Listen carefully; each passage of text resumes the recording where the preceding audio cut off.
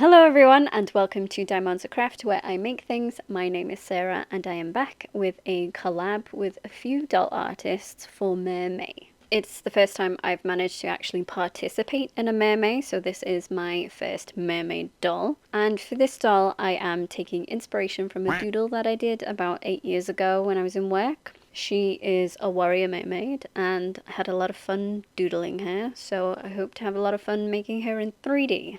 In this collab, we have Telly Dollies, Stitchwick Creations, Luthea's Strange Universe, Doll Afterlife, and me, Diamonds of Craft. Please do go and look at their creations as well. Everyone did such a good job. And let's get right into it.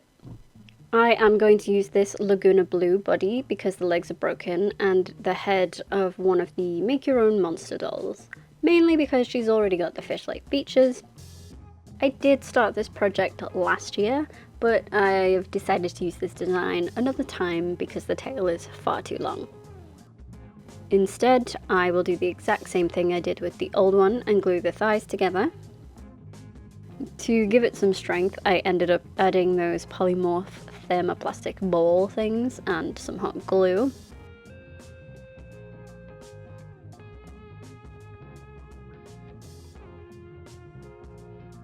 And check out the super fast and super blurry footage of it solidifying. Nice.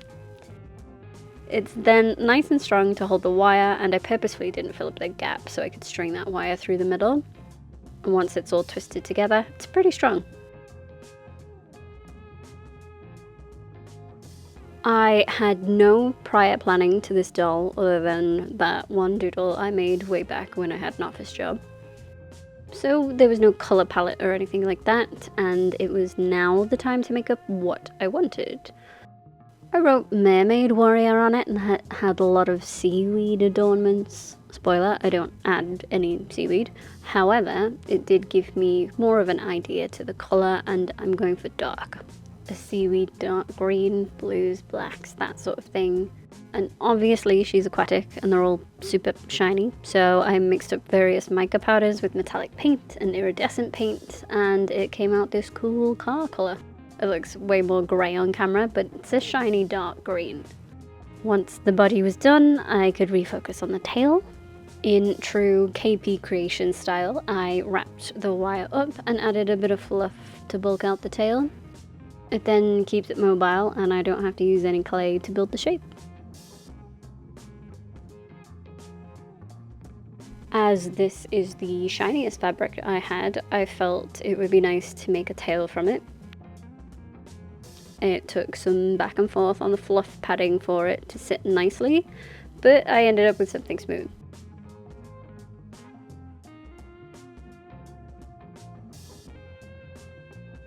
I am then going to put a sleeve on it in the same fabric and cover it in glitter. The tail was a new experience. I ended up using a square piece of thin fabric and adding iridescent paint to it.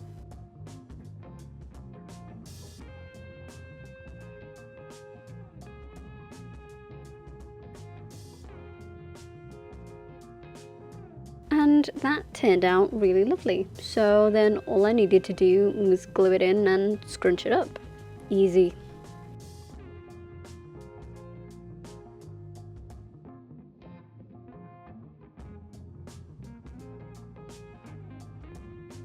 For the glitter, I was originally going to just add it to the top and bottom as like transition points and little dots here and there.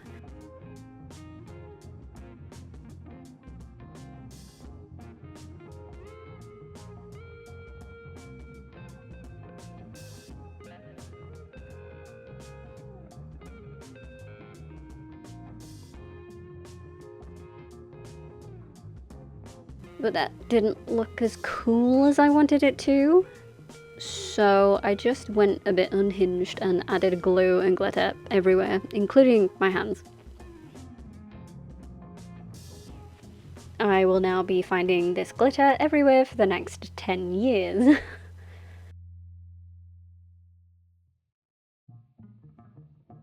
I did also think that all the dark colours were getting to be a little much and needed to break it up with another colour.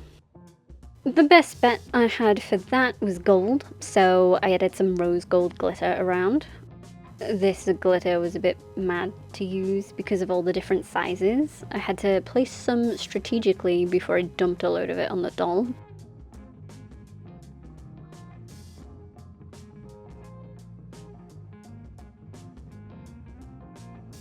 I then had the bright idea to add the glitter to my varnish coat so it could spread it around and protect the paint at the same time.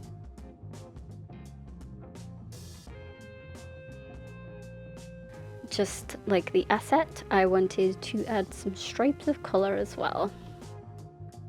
I painted those bits white first so that they'd show up better and went over it with gold.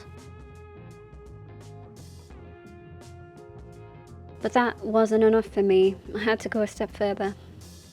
I added some globules of UV resin to these gold parts and chromed them. You know, because this doll is clearly lacking in texture. But I like it. When I have no plans, I just keep trying things even if I'm not sure it'll work out. If it goes horribly awry, then I meant to do that. We've made it to the face. And since I have no solid plans, I am going where the pencils take me, which can be a dangerous thing to do. But I guess I'm going for a slightly stern looking face up today. I imagine she's a warrior whose main objective is protection. Maybe protecting the environment or the wildlife or other mermaids, things like that. Same as before, I do have to add white onto the face first, so that any colour I lay on top stands out a little more. For her eyes, I think they would stand out more if they were gold. I had a look at fish eyes, and I saw this angry looking goldfish with Popeye disease. And I mean, I get why he's angry. But it looked like golden sclera, white irises, and black pupils, so that's where I want to go with these eyes.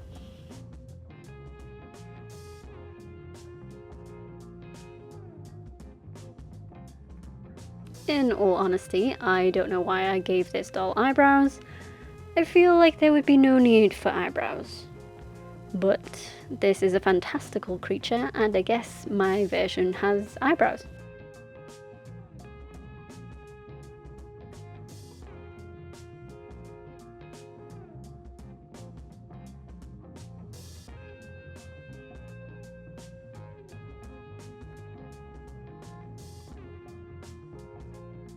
I push and pull with the eyes, trying to get them darker around the edges and lighter in the middle. I plan to chrome those scleras later, but it's good to have a foundation.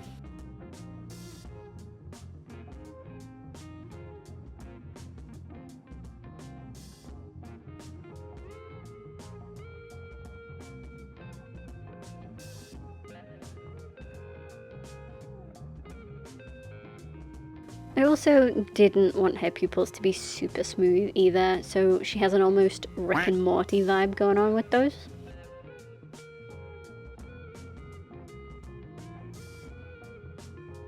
In my doodle, the mermaid had a mohawk, so I thought, you know what would be cool? If it was shiny. To be fair, it used up the rest of the varnish I dumped a load of glitter into as well.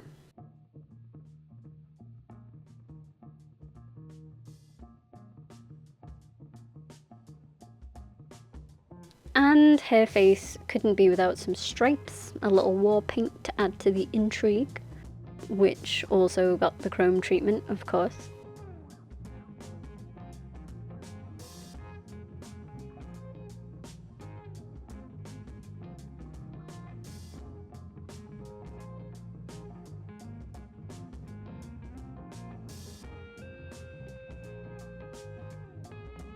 Then just some reflections, and I would call that done.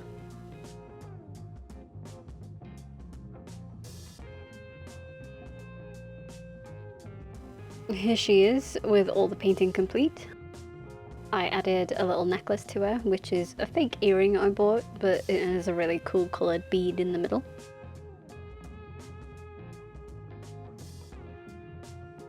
Her hair was some of the main inspiration for the colour scheme too.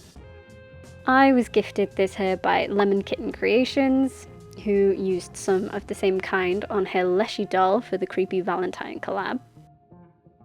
And I was wondering if her mohawk should be long or short. I liked the gradient in the hair, so I decided to go with an undercut on one side, have the other side all long and wild. I took my time deciding which locks were best.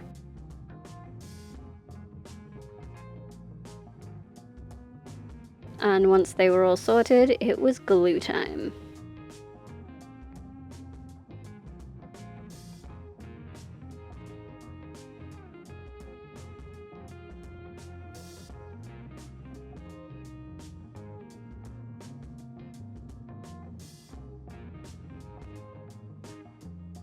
She is not done without some accessories. I have these little nail art molds that you can fill with UV resin and make some cool little shapes. I have shells, fish, and all that good stuff. And I tried this with nail top coat, which always comes out smooth and amazing, but you have to paint the teeny tiny thing. Instead, I threw in the base coat you get with these nail sets and then rubbed the chrome powder on. Worked a charm.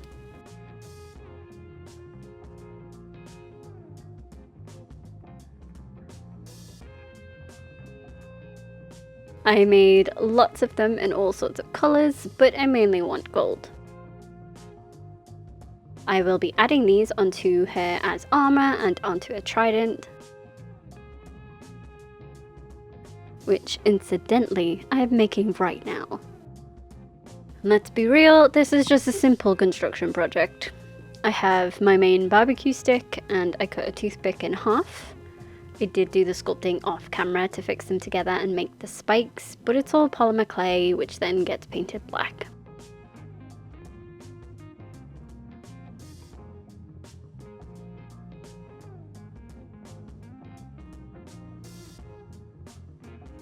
The little adornments are the perfect size to add pizzazz on this trident, and then it's pretty much done.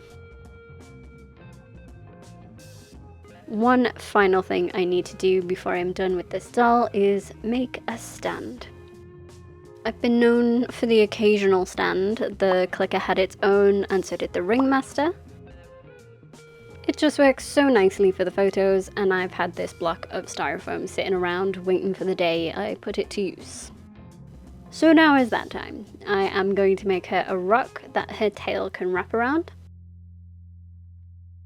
I just pulled parts of it off until it sort of looked right, and then glued those pulled pieces back to the base to round it out.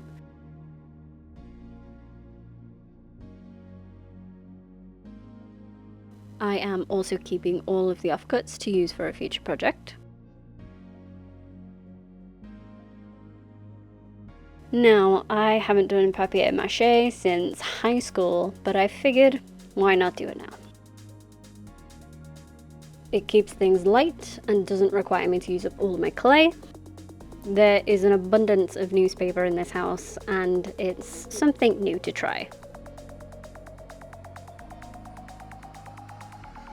I think it could have gone a little better, but it worked out as well as I could have hoped.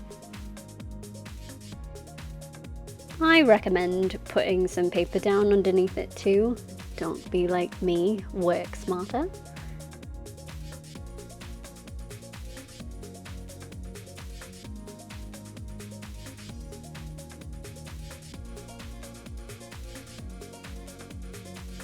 For more texture and to cover some parts of the paper, I added Milliput and used a dotting tool to make the rock look more rock-like.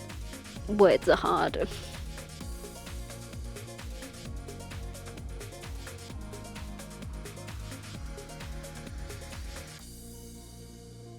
All that's left is to paint it. I start with a base coat of grey, and then I added washes of darker grey, some greens on top, and even orange.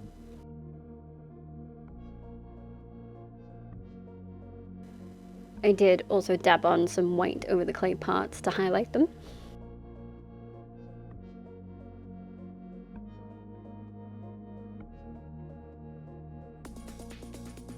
I have a lot of this foliage stuff, and I did consider painting it a different colour, but when I was trying it on for size, I liked the colour it is. Looks all mossy and cool.